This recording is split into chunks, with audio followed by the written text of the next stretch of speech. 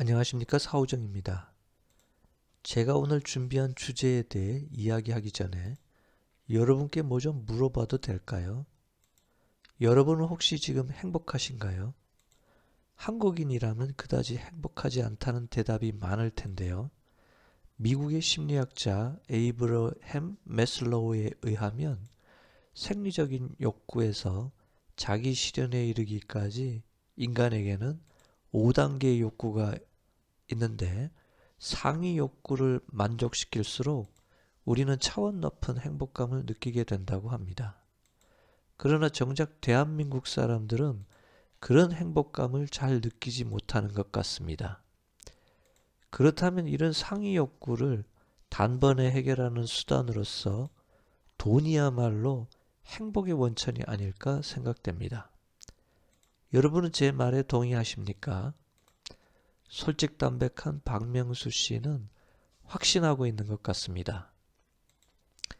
그래서 돈 없는 우리들에게도 혹시 행운의 흔적이 있지는 않을까 바라는 마음을 읽었는지 손금 전문가라는 사람들의 유튜브의 주제가 바로 돈입니다.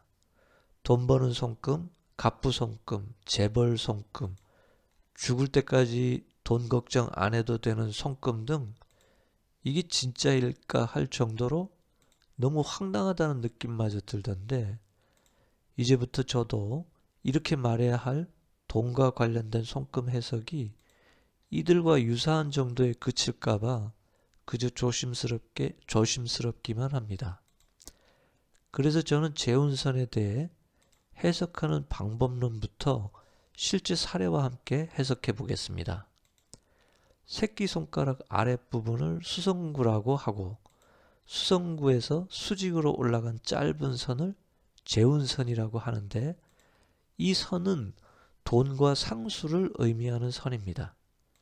수성은 머큐리로 불리며 태양과 가장 가까운 행성입니다. 이 수성의 메르쿠리우스라는 로마 신화의 신은 제우스의 전령으로 특히 헤르메스라고 부릅니다. 헤르메스 신은 상업의 신을 의미하며 실전에서는 부자와 경영인, 보스의 부류로서 새끼손가락 밑에서 짧게 올라간 재운선을 의미합니다. 외국의 수상학 사이트에서 소개한 억만장자의 재운선 손금의 장본인은 홍콩의 청쿵그룹 회장 리카싱의 손금이었는데 재산이 47조 원인 그는 그야말로 장사의 신이었습니다. 오마하의 현인이라고 불리는 워렌 버펫도 새끼손가락 아랫부분에 짧은 재운선이 보입니다. 필리핀의 권투선수 매니 파키아오도 짧은 재운선이 보입니다. 정의화학 전 국회의장은 116억 원의 갑부이며 재운선이 뚜렷합니다. 버진그룹의 창업자 리차드 브랜슨은 영국의 갑부인데 아마존의 제프 베이조스와 우주 관광 사업을 경쟁하고 있습니다.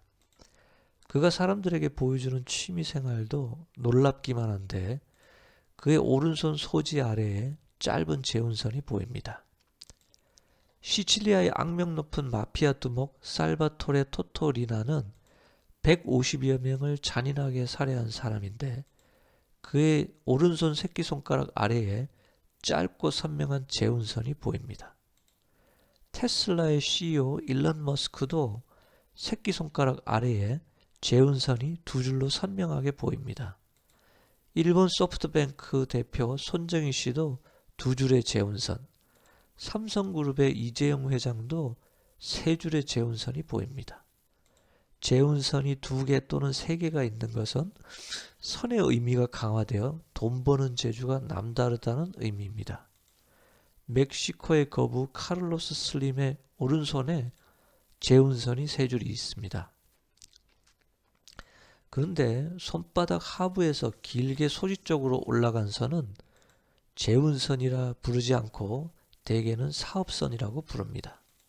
사업이란 경제적 행위를 반복하여 키운다는 의미가 숨어 있고 성공적인 사업을 위해서는 시간과 노력이 들어갑니다. 신뢰를 구축하기 위해 생겨난 선입니다. 최초의 여성 사업가 코코 샤넬의 수많은 히스토리가 이 사업선에 담겨져 있다고 해석해보면 되겠습니다.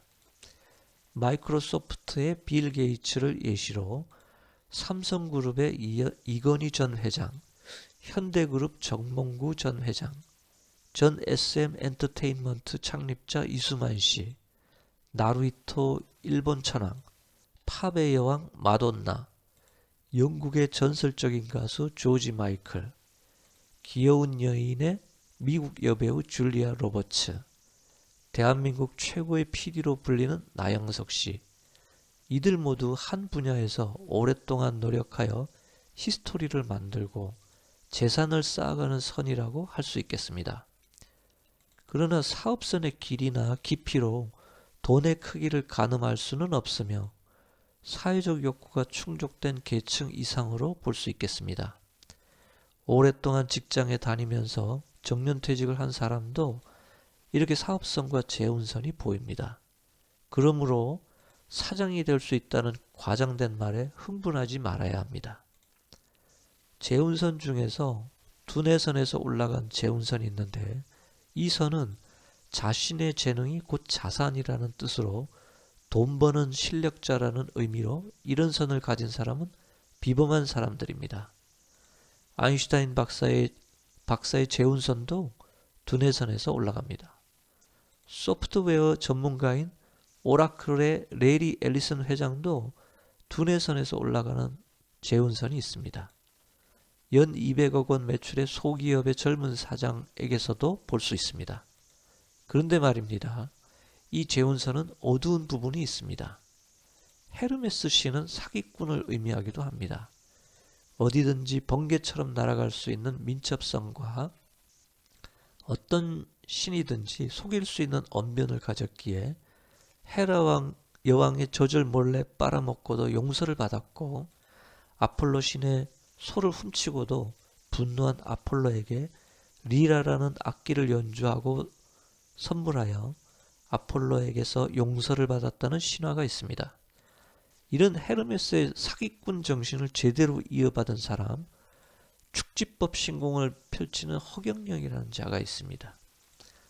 그는 1년 반을 교도소에서 살다 2009년에 출소하여 하늘궁이라는 종교 집단 같은 법인을 만들어 연 매출 83억에 영업이익 80억을 내는 대표가 되었었는데 그의 왼손 감정선 위에 두 개의 재운선이 보입니다.